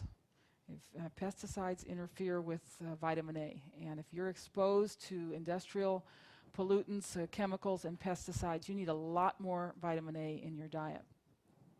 And just eating a lot of carotene actually shuts down the conversion mechanism. So you can't just eat carrots and broccoli all day and think you're going to get enough vitamin A. So even under optimal conditions, plant sources of carotene cannot supply sufficient vitamin A for optimum health in humans. Vitamin A is needed not only for mineral metabolism, not only for absorbing minerals, but for using protein. Protein and vitamin A go together. What happens when you eat lean meat, which traditional cultures would never do, or egg whites without the yolks, a so-called healthy omelet, or skim milk, or protein powders? What happens? The body says, oh, protein, I need vitamin A to use this protein. And the body goes to the liver where vitamin A is stored and gets the vitamin A there to use that protein. And the quickest way to deplete yourself of vitamin A is to eat a lot of protein. We are actually not advocating a high protein diet. We advocate a certain amount of animal protein, a complete protein, but you need to be careful not to overdo. It's much more important to get the right fats and the fat-soluble activators. You need vitamin A for calcium assimilation. What happens when you drink a lot of skim milk without the fat? Body does not know what to do with this calcium. It ends up in the wrong place. It ends up in the joints. It ends up in the soft tissues like the arteries. What is atherosclerosis? What is clogging the arteries? It's not cholesterol. It's calcium that's in the arteries. And when it's very advanced, you can actually see that calcium in x-rays. Vitamin A is needed for proper growth and prevention of birth defects. When the baby is forming in the womb, stem cells, which are undifferentiated cells, become different organs. First organ to form is the heart, and then you have the liver and the stomach and the lungs and so forth. They are all created out of stem cells. And the compound that tells the stem cells what to do, that gives them their marching orders, is vitamin A. And vitamin A is what tells the stem cells what to become. If a woman gets pregnant and she has very poor vitamin A status and she's not getting vitamin A in her diet, the heart will not form properly and she'll have a miscarriage. And she needs vitamin A right through her pregnancy in order for all of those organs to form properly. And yet our government is telling women to avoid vitamin A. All of the endocrine system depends on vitamin A. You need vitamin A to make all the hormones, especially thyroid hormone. You need vitamin A to make T cells for your immune system. You need vitamin A for sex and stress hormones, and you need vitamin A for healthy eyes, skin, and bones. Interesting, we think of vitamin D for bones, but you also need vitamin A for healthy bones. We refer to cholesterol as the mother of all hormones. Cholesterol is the substance that these hormones are made out of. And here we have all the sex hormones, progesterone, DHEA, estrogen, and testosterone. They are made out of cholesterol. You think it's a good idea to be lowering people's cholesterol. We need these hormones. And over here we have the adrenal cortex hormones. These are the hormones that keep our blood sugars stable, that help us assimilate minerals, that help us deal with stress, and that help us heal. Cortisol helps us heal and deal with stress. They are made from cholesterol. But the point of this chart is that to make all of these hormones, you need vitamin A for everyone. All of these arrows represent enzymes, and these enzymes are vitamin A dependent. So you really are going to have problems with fertility and with dealing with stress and healing if you're lacking vitamin A. We'll talk about trans fats this afternoon. Trans fat inhibit all of these pathways. We've had fantastic feedback and testimonials from women with hormonal problems, for example, fibroid tumors, endometriosis, very painful menstrual periods, getting on very high-dose cod liver oil. And we've had miraculous recoveries with very high-dose vitamin A with these hormonal problems. A man named Hale in Texas back in the 40s carried out some experiments with pigs. He took normal pigs and mated them, and when the sows were pregnant, he removed vitamin A from the diet, and all the piglets were born blind with a petrified optic nerve. Then he took these blind pigs and mated them. A few of the sows did get pregnant, and while they were pregnant, he gave them vitamin A, and all of the blind pigs gave birth to normally sighted pigs. So this is a so-called genetic problem that is completely cured with vitamin A or caused by vitamin A deficiency. Vitamin A stores are rapidly depleted by stress, but nobody here is ever under any stress, right? We don't have to worry about that one.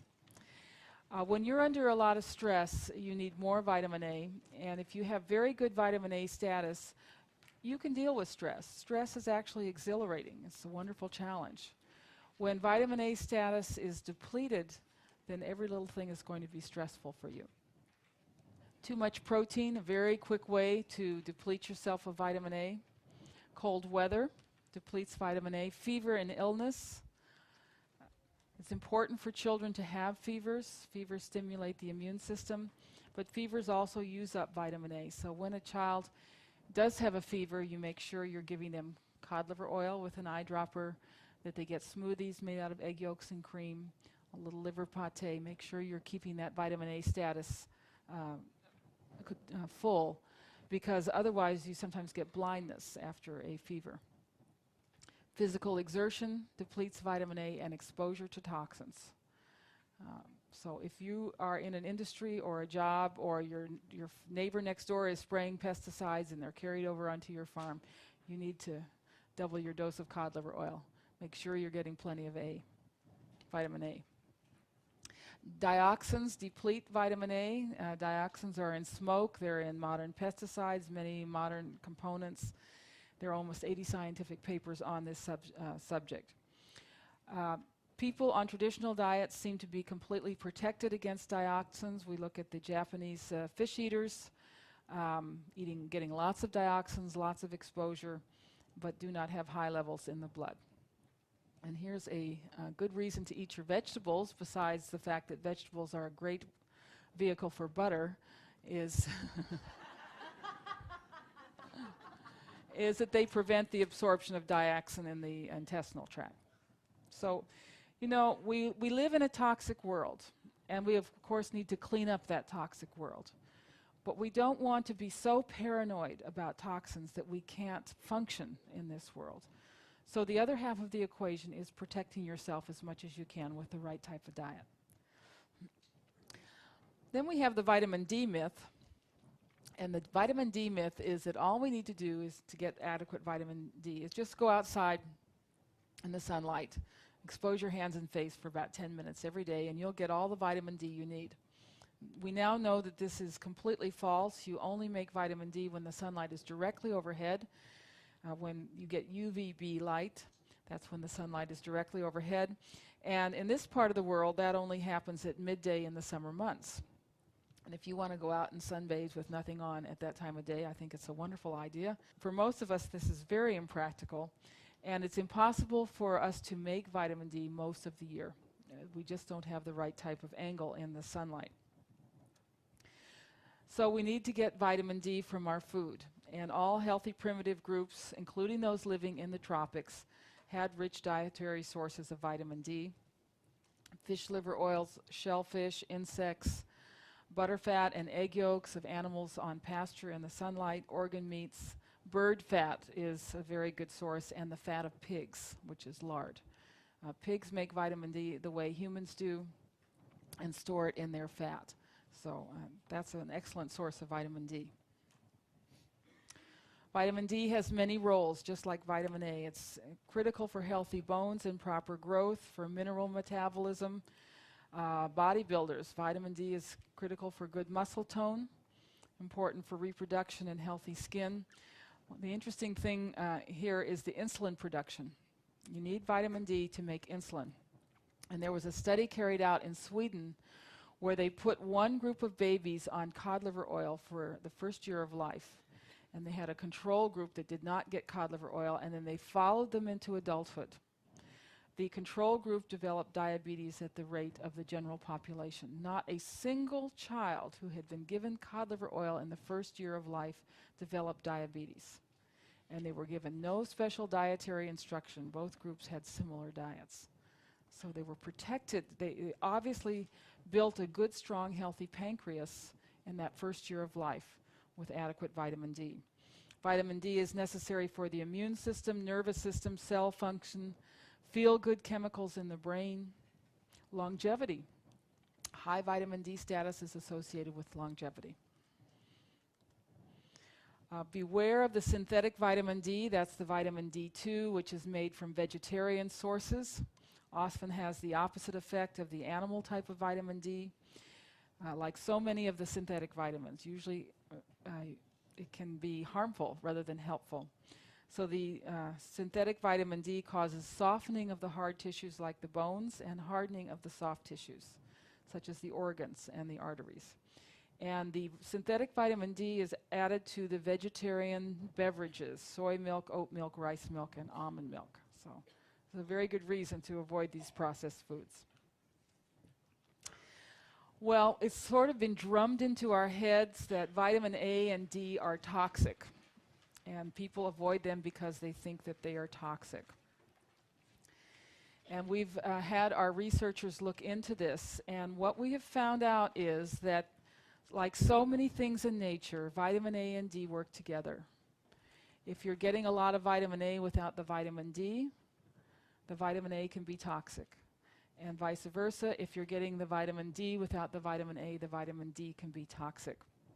What we found is that if you get about 1,000 units of vitamin D per day, vitamin A is not toxic in the millions of units at any dose. So you need that base level of 1,000 units of vitamin D per day. The notion that vitamin A is toxic came from studies carried out in Scandinavia where they add vitamin A to the milk.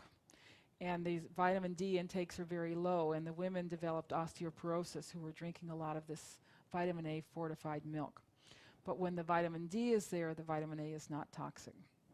So when you buy your cod liver oil, the ratio should be 10 to 1, 10 A to 1 D. And many brands of cod liver oil contain almost no vitamin D. So you need to be careful and follow our guidelines in purchasing cod liver oil.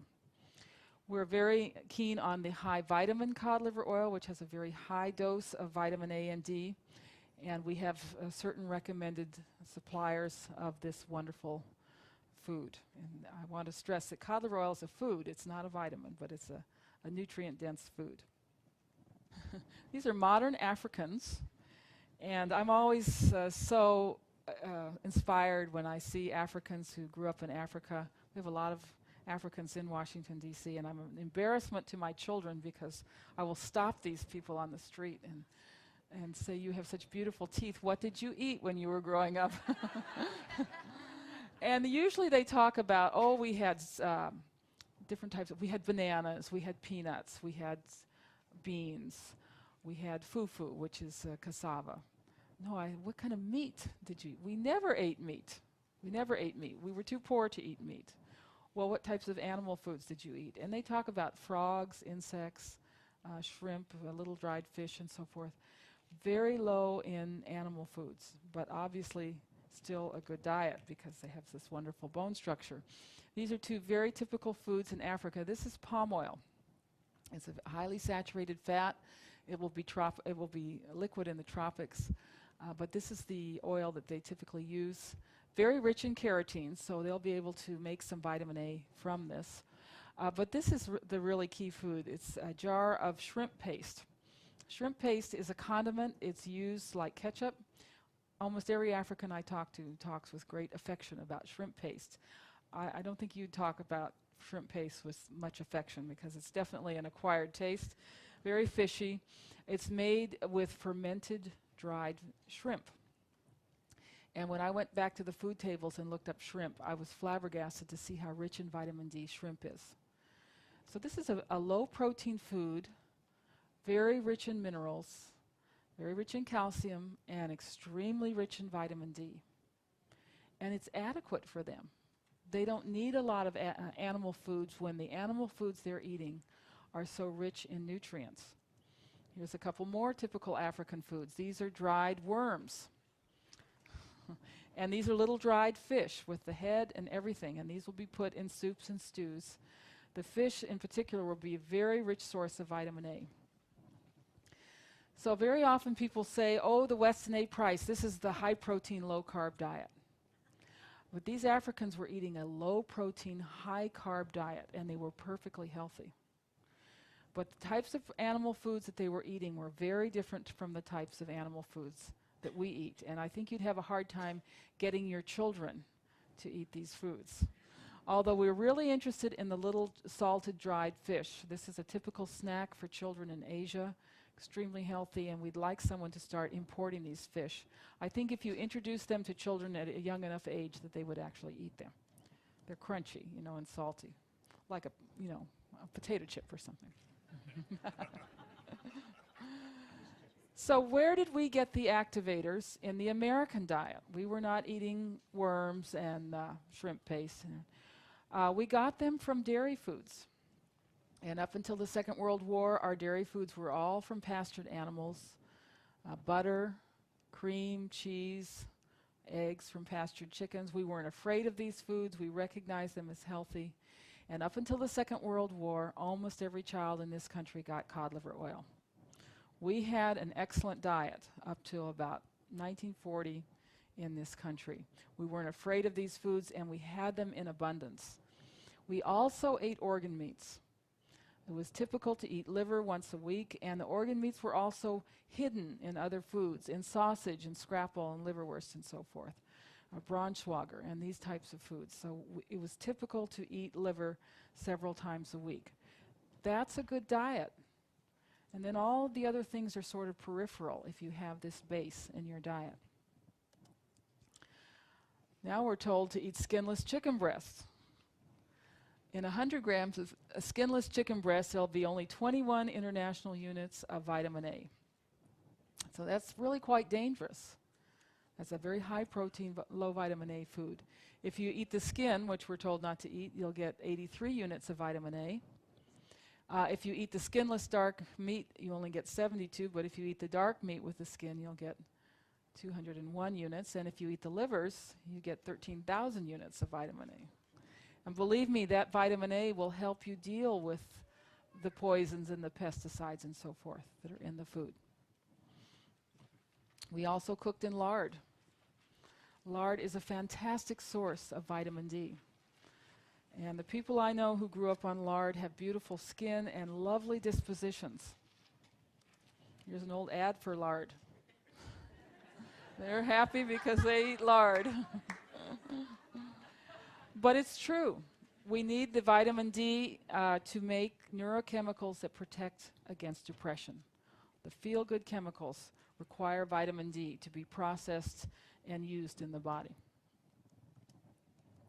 Okay, before we finish this topic on the fat-soluble activators, I want to talk about one other activator that Dr. Price, he actually discovered this activator. He called it Activator X. He never could figure out what it was. But it was found in these sacred foods and seemed to be very important for the growth of children and very curative. The basis seems to be something in green growing plants that the animals transform into this activator and store in their fats. And all healthy primitive groups had this price factor or Activator X. Well, once again, we put our researchers on this, and we think we've figured out what the Activator X is. We think that it is the animal form of vitamin K, which is vitamin K2. It's formed from vitamin K1, which is in the green plants. So that ties in very well. It's very important for growth, especially in facial development. You can actually read that a symptom of vitamin K deficiency is underdevelopment of the middle third of the face. That's actually in the literature. You need vitamin K to use phosphorus and calcium in the bones and teeth. This is the really fascinating one. Vitamin K prevents calcification and inflammation of the arteries, coronary artery disease. And the Dutch researchers who are looking into vitamin K are predicting that within 10 years we will define heart disease as a vitamin K deficiency condition. And yet everyone's telling us not to eat the sources of vitamin K. Vitamin K is involved in the synthesis of the myelin sheath in the nervous system and supports learning capacity, and it's vital for normal reproduction. What we've found is that like A and D are a synergy, so is vitamin K involved. They all work together. Vitamins A and D tell the cells to make certain proteins, and then vitamin K activates those proteins after the signaling by vitamin A and D. So once again, we get this fantastic synergy in nature, and the types of foods that contain A and D also tend to be good sources of vitamin K. Tested sources. Well, this is not an animal food. This is a soy food, actually, a fermented soy food called natto. Vitamin K is actually formed by fermentation in the guts of animals from the K1, excuse me. But before you rush out and buy some natto, just let me warn you that this is definitely an acquired taste. And in the Japanese restaurants where they serve natto, they have a special room for the natto eaters because it smells so awful. So I think I'd rather get my vitamin K from the next best source, which is goose liver pate. And I go back to thinking about my college days and how I ate all of this goose liver pate and was blessed with a beautiful daughter with naturally straight teeth. Cheese is an excellent source. Cheese from grass-fed animals, because not only are the animals making the vitamin K2, but it's formed during the fermentation process. Egg yolks, butter, chicken liver, fatty meats, and sauerkraut is also a source. But these are the animal sources, the foods we're being told not to eat. Foods that haven't been tested but that are probable sources, chicken, duck, and goose fat, that crustacean butter, the yellow goop inside the shellfish. Bone marrow, we think, is a good source. Other organ meats, fish eggs, and the fermented cod liver oil, which is now available. We're looking forward to doing more research on vitamin K. This is one of Dr. Price's favorite photographs, this darling little Peruvian girl. She's a beautiful, round face. She lives at 12,000 feet in the Andes, and she's holding a sacred food here, which is dried fish eggs. And when he asked them why they went to such trouble to carry these fish eggs up from the seacoast up to 12,000 feet, he found them in everybody's backpacks. They said, oh, we need these fish eggs so we can have healthy babies. Like the Eskimos, thousands of miles away, how did they know that these foods were so important? They had an instinct that we have lost. And we have to come to this through science. And fortunately, science completely validates these traditions. These fish eggs would be rich in activator X, vitamins A and D, zinc, iodine, special fatty acids, all necessary for healthy reproduction. The combination that Dr. Price used in his practice to provide the fat-soluble activators, A, D, and activator X, which we now know as vitamin K2, was the high vitamin cod liver oil and what he called high vitamin butter oil, which was made by centrifuging the butter from cows eating rapidly growing green grass and making an oil out of it. And the vitamins concentrated in the oil. And we think that the reason this combination was so magic was that there was only A and D in the cod liver oil. When he added the butter oil, they got the vitamin K. And he literally brought people back from the brink of death with this combination. He cured tooth decay. He reversed tooth decay with this combination of foods. He helped with growth, arthritis. He even cured a case of epilepsy with the combination of high vitamin butter oil and high vitamin cod liver oil. Now the butter oil is expensive. You can imagine it takes about 16 gallons of milk to make 16 ounces of butter oil. So if you don't want to use the butter oil, we certainly suggest when you're using the cod liver oil to make sure you have other sources of vitamin K in the diet, such as butter, goose liver pate, fish eggs, so forth. How much cod liver oil should we take? You want to take a dose of cod liver oil that gives you at least 10,000 international units of vitamin A per day and 1,000 units of vitamin D. That's your base requirement there. And that comes from 1 teaspoon of high vitamin cod liver oil or 2 teaspoons of regular cod liver oil. And please only use our recommended brands. These are on our website and also in our shopping guide. For pregnancy and lactation, you can double that. If you're recovering from illness or surgery, you can go much higher, as long as you've got this vitamin D in the diet. And babies and children should get cod liver oil to supply 5,000 units of vitamin A and at least 500 of vitamin D.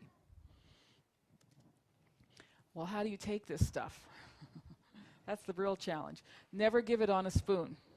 Okay? Mix your cod liver oil with a little fresh orange juice, a little cream, a little milk, or a little water. Stir fast down the hatch. Okay? It's very easy to take that way. And give it to babies with an eyedropper. Before 1950, books on infant feeding recommended 2 teaspoons of cod liver oil for babies 3 months and older. We recommend consuming it with butter from grass-fed cows to get the vitamin A, but also to get the saturated fats. Because cod liver oil is very unsaturated, and the unsaturated fats always work best with saturated fats. Before we finish this unit on the fat-soluble activators, I want to just mention the nutrients for brain development. The activators, once again, A, D, and K. Choline is critical for brain development. If a baby does not have enough choline during these windows of development, the connections in the brain will not be made. And in traditional cultures, the first food is always liver or egg yolks, and that starts at 6 months. We do not recommend exclusive breastfeeding after 6 months. You want to start giving them these nutrient-dense foods at that time. DHA we find, once again, in the sacred foods, and zinc. These are the key nutrients for having healthy, intelligent babies. We often hear about nutrient-dense foods and our government telling us to eat fruits and vegetables. So let's just look and see how much nutrition is in 2 typical fruits, the apple, and a typical vegetable, the carrot. Here we have phosphorus, and we're comparing it with red meat and liver. There's no comparison, is there? Look how much higher red meat is and liver is in phosphorus than apples or carrots. Look at the iron here. There's virtually no iron in apples or carrots, but lots in red meat and much more in liver. Zinc, this is the one where red meat is the highest, higher than liver. Copper, B2, vitamin A. There's no vitamin A in apples, there's no vitamin A in carrots, and a little bit in red meat and a lot in liver. Vitamin C, there's actually more vitamin C in liver than there is in carrots and apples. And 2 very critical nutrients that we get from animal foods, B6, much higher in liver, and B12. Look at the liver even compared to the red meat. So I hope this inspires you to eat liver at least once a week. You know, you can get your more B12 from eating 1 serving of liver a month than from eating meat 3 times a day. And calcium. Now, the primitive diets had at least 1,500 milligrams per day in the diet, much higher than the government recommended amount. We could get 1,500 milligrams in 5 cups of whole milk, which is 805 calories, or 7 to 8 ounces of cheese, which is 900 calories, or 40 carrots. If you want to eat 40 carrots, that'll give you 1,500 milligrams of calcium. That's 1,680 calories. If you want to get your calcium from ice cream, and a lot of people do get their calcium from ice cream. That's why they crave ice cream. But that's 2,500 calories. If you want to get your calcium from chocolate cupcakes, you'd have to eat 32 cupcakes, over 4,000 calories. If you want to get your calcium from almonds, they're a good source of calcium, but that's 4,000 calories, and from whole wheat bread, 78 slices. So this is what we mean when we say nutrient dense. You get your nutrients with not taking in a lot of calories. And of course, this is why people crave things. Why are people binging on ice cream and chocolate cupcakes? Because their body is starving for these nutrients, and they're not eating the foods that would provide these nutrients at much lower levels of calories. Should we cook our food? All cultures cook some or most of their food. All cultures cooked. So we should cook our food. Cooking neutralizes a lot of toxins, liberates nutrients, makes foods more digestible, especially grains and especially vegetables. These cultures cooked most of their green foods. But they always ate some of their animal foods raw. This was almost universal. Examples of raw animal foods include raw milk, butter, and cream, raw cheeses, raw and marinated fish, raw shellfish, such as oysters, and traditional ethnic raw meat dishes such as steak tartare, carpaccio, and kibbe. Kibbe is raw lamb from the Middle East. And it's fascinating to me that every European culture has at least one raw meat dish that they eat on occasion. One of the reasons that raw animal foods are so important is because they supply B6. B6 is very fragile, it's destroyed easily by heat, and B6 deficiency is linked to all of these modern diseases: diabetes, heart disease, nervous problems, cancer, kidney failure, which is a huge problem, asthma, and so forth. One of the interesting ones is alcoholism is linked to B6 deficiency. Alcoholics need to get on a lot of raw animal food, raw milk and raw meat. So we will talk about raw milk this afternoon, but raw cheeses are available everywhere, and raw cheese is a complete food if it's really raw and if the animals have been on pasture. It's a source of calcium, phosphorus, all the vitamins, B6, B12, the activators, A, D, and K, and it will also be a source of B6. The fifth underlying characteristic in the traditional diets is that they had high levels of enzymes and beneficial bacteria. And I like to think of the enzymes as being these fellows with big turbans on, because in the cells, the enzymes are the magic workers. They are the catalyst for everything that happens in your body. You could not heal or move an arm and a leg or do anything in your body without enzymes. There's three major categories of enzymes. The metabolic enzymes, which are produced in all the cells of the body. Many of these are involved in detoxification. Your body's always house cleaning. And if you're eating a good, healthy diet, you don't need to be on these very severe fasts and things to keep your body clean and to detoxify. The enzymes will do it for you. Then you have the digestive enzymes. There are about 22 of these. They are made by the pancreas and the salivary glands, and they're involved in digestion. The other source of enzymes is the food. Some foods contain enzymes, amylases for digesting carbohydrates, lipases for digesting fat, and proteases for digesting proteins. When you have a lot of enzymes in your food, the body doesn't have to work so hard to produce enzymes for digestion. And studies were done with dogs where they put them on a diet where all the food was cooked, and they found that these dogs, when they did an autopsy, had a very large pancreas and salivary glands, what they call hypertrophy, expanded, swollen, because they had to work so hard. These organs had to work so hard. Something has to give, and these organs were much too large. Other organs were smaller. The first organ to shrink was the brain, and the other organs that were drastically shrunk were the reproductive organs. If you want to have a normal sex life and be smart, you need to have lots of enzymes in your food. Remember the Eskimos and their observation that if they ate fermented food, they'd have more stamina and more strength. That's because fermented food is full of enzymes, and that spares your digestion. And that's one of the main reasons for eating these fermented foods. So the body needs enzymes, and the enzymes are not in cooked foods. They're only in certain raw foods. When you cook the foods, you destroy the enzymes. Examples of enzyme-rich foods include raw dairy products.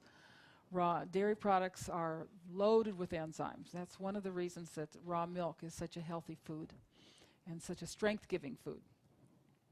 Raw meat and fish. Raw honey is a wonderful source of enzymes, amylases for digesting carbohydrates. The tropical fruits are great sources of enzymes. Now, the fruits from this part of the world, grapes and apples and that type of fruit, are not good sources of enzymes. Cold-pressed oils, such as extra virgin olive oil, wine and unpasteurized beer. But what we were going to look at more this afternoon is the lacto-fermented foods, which are enzyme enhanced. This is a way of preserving foods that greatly increases the enzymes. Vegetables, meats, dairy products, fruits, fish, and beverages can all be lacto-fermented. And of course, the lacto-fermented foods you're most familiar with is sauerkraut, which when eaten raw is a wonderful source of enzymes. These foods are also wonderful sources of bacteria. And we've been taught to be afraid of bacteria. That's the old paradigm, that the human body is sterile and that bacteria attack it and make us sick. And that's the paradigm that's created antibiotics and all of this sterilized food. We now know that the healthy body lives in symbiotic with microorganisms. We have about 6 pounds of bacteria if we're healthy in our digestive tract. And these are actually what digest our food. They help us assimilate, they create nutrients, they are a first defense against toxins. These bacteria prevent the absorption of mercury, aluminum, pesticides. They are protectors in the intestinal tract. And they help us feel good. They actually create or manufacture feel-good chemicals. So without these good bacteria, we're dead. And we don't feel good on the way to the grave. This is now recognized. The gut needs good bacteria for us to be healthy. So we recommend the consumption of these lacto-fermented condiments. We eat them with cooked food. We call these super raw foods. You don't have to eat all raw, but as long as you're eating small amounts of these super raw fermented foods, then you're getting the enzymes and the good bacteria that you need. And you can also do this with beverages. And there are many wonderful lacto-fermented beverages for sale at the conference today. Kombucha and kvass are beverages from Russia. And this is a drink made in Australia. It's now available here, the Grainfields drink, which is a very energizing, refreshing lacto-fermented beverage. So lots of resources out there for you. The Weston A. Price Foundation, which provides a lot of good teaching materials. Please visit the New Trends booth for the books on health and nutrition. This seminar is available at the New Trends booth on DVD, and Dr. Price's work will be available at the Price Pottinger Nutrition Foundation booth tomorrow.